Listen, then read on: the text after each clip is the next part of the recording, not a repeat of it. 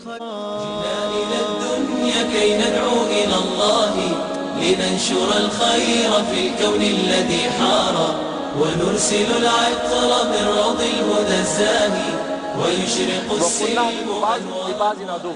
تو ہم نے حکم دے دیا نیچے اتر جاؤ. اب حبت کا معنی اوپر سے نیچے اترنا. اس سے معلوم ہے کہ جنت اوپر ہے، اوپر ہے آسمانوں پہ، وہاں سے نیچے اترنے کا حکم دیا. تو اس لیے یہ پتہ چلا جنت اوپر ہے.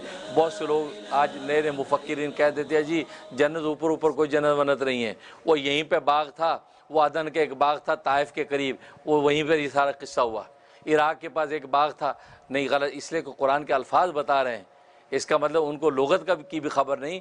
تو اب جو اہبطوا فرمایا یہ اوپر سے نیچے اترنے کو کہتے ہیں. لہذا جنتیں اوپر ہیں تو جنتوں سے گویا کہ آسمانوں کی طرف اترنے کا حکم دے دیا کہ بعضکم لبعض عدو وَلَكُمْ فِي الْأَرْضِ مُسْتَقَرٌّ، اور تمہارے لیے زمین پہ ٹھکانہ ہے، رہنے کو زمین ٹھکانے کے لیے وقتی طور پہ تمہیں دے دی گئی ہے. وَمَتَاعٌ إِلَىٰ حِینٍ، اور ایک زمانے تک تم زمین پہ رہ کے نفع اٹھاؤ گے. لہٰذا وہی ہے کہ انسان دنیا کے اندر زمین پہ آ کر 70 سال 80 سال 100 سال، اور پہلی قومیں 400 500 سال 1000 سال نفع اٹھاتی تھی، کھایا پیا جیا رہے، اس کے بعد پھر یہاں سے آگے سدھار گئے. اس لیے فرمایا کہ ایک مخصوص مدت تک اب زمین پہ تم رہو گے، ہمیشہ ہمیشہ نہیں. فَتَلَقَّىٰ آدَمُ مِن رَبِّهِ كَلِمَاتٍ، اب ظاہر ہے کہ آدم علیہ السلام زمین پر آ گئے.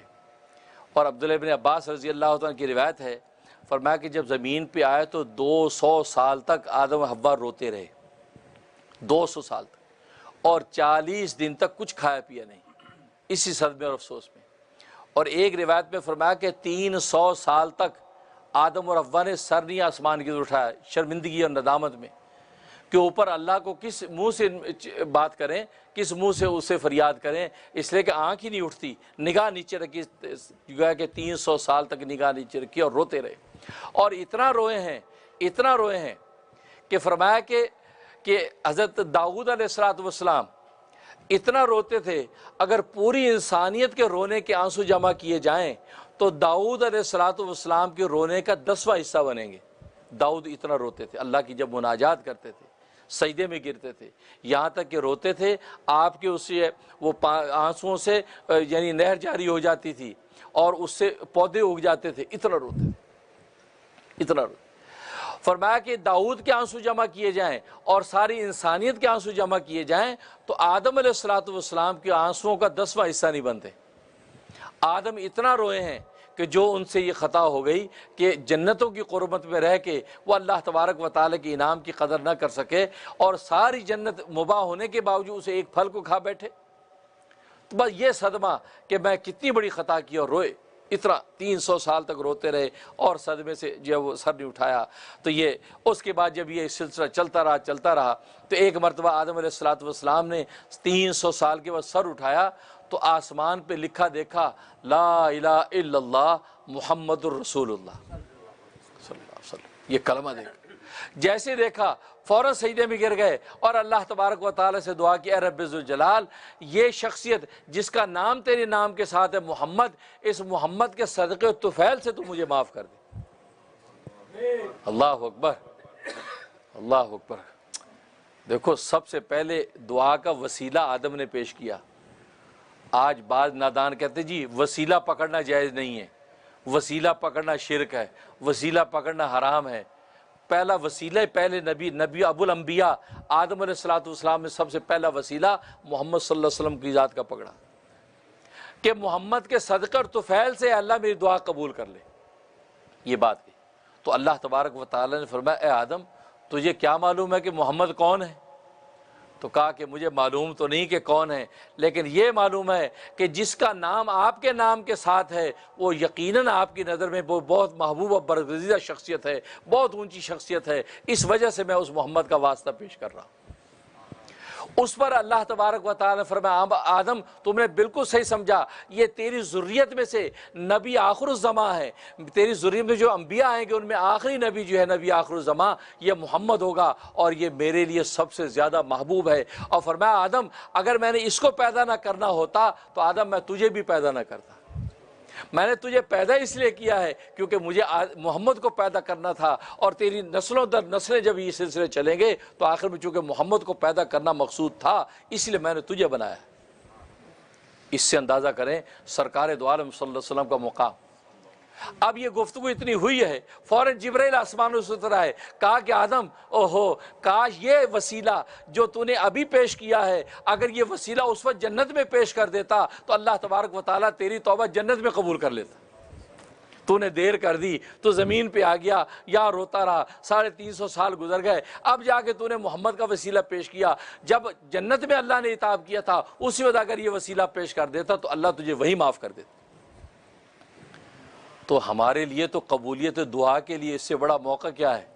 تبھی تو نبی پاک فرماتے ہیں کہ جب دعائیں مانگو تو اپنی دعاؤں کے شروع اور آخر میں مجھ پہ صلاۃ و سلام پڑھو، اس لیے کہ صلاۃ و سلام ایسی عبادت ہے کہ یہ اللہ تبارک و تعالیٰ رد نہیں کرتے، اللہ قبول کرتے ہی کرتے ہیں۔ اور یہ ہو نہیں سکتا کہ تمہاری صلاۃ و سلام اللہ قبول کر لیں اور اس کے اندر جو تمہاری دعا ہے اس کو قبول نہ کریں۔ اللہ کی رحمت سب کو سمیٹ کر قبول کر لیتی۔ اس لیے آپ نے دیکھا جب دعا مانگتے ہیں شروع میں بھی درود پڑھ لیتے ہیں، آخر میں بھی درود پر ختم کرتے ہیں، کیونکہ اللہ ایسا نہیں کرتے کچھ قبول کرے باقی رد کرے، بلکہ اللہ جب قبول کرے گا تو سارا قبول کر لیتے۔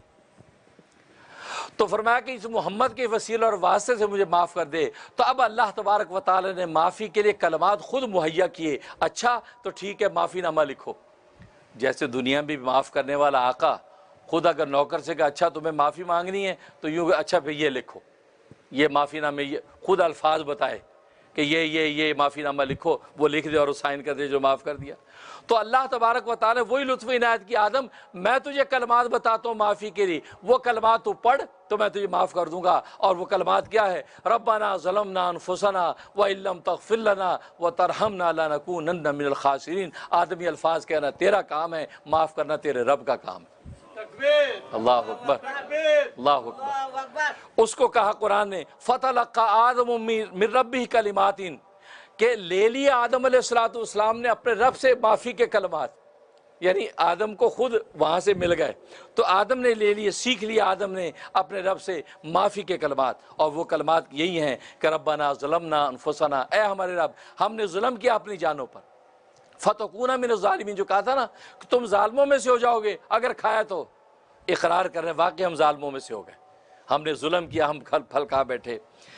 ظلمنا انفسنا وان لم تغفر لنا، اب اگر تو نے ہمیں معاف نہ کیا، وترحمنا، اور ہم پر تو نے رحم نہ کیا، تو لنکونن من الخاسرین، تو ہم ضرور بضرور نقصان اٹھانے والوں میں سے ہو جائیں گے، ہم خائب و خاسر ہو جائیں گے۔ رب ذوالجلال آپ اب ہم مجھے معاف کر دیجیے۔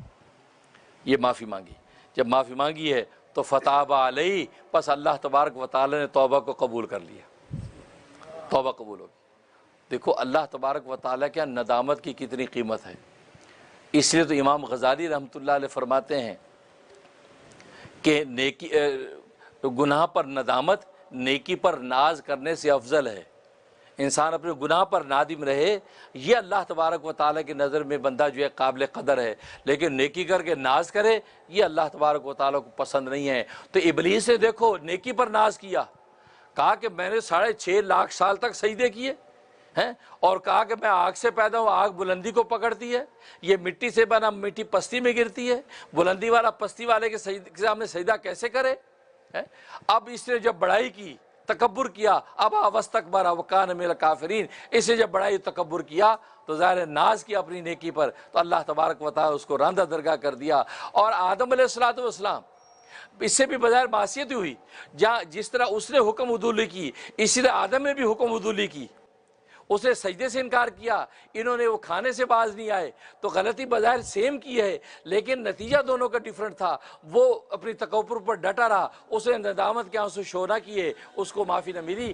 آدم نے ندامت کر کے سر جھکا دیا، اقرار جرم کر لیا، تو اللہ تبارک و تعالی اس کو معاف کر دیا۔ بظاہر معصیت ہوئی، جس طرح اس نے حکم عدولی کی اسی طرح آدم نے بھی حکم عدولی کی، اسے سجدے سے انکار کیا، انہوں نے وہ کھانے سے باز نہیں آئے، تو غلطی بظاہر سیم کی ہے لیکن نتیجہ دونوں کا ڈیفرنٹ تھا۔ وہ اپنی تکبر پر ڈٹا رہا، اس نے ندامت کے آنسو شو نہ کیے، اس کو معافی نہ ملی۔ آدم نے ندامت کر کے سر جھکا دیا، اقرار جرم کر لیا، تو اللہ تبارک و تعالی اس کو معاف کر دیا۔ اللہ اکبر، اللہ اللہ الله أكبر لا إله إلا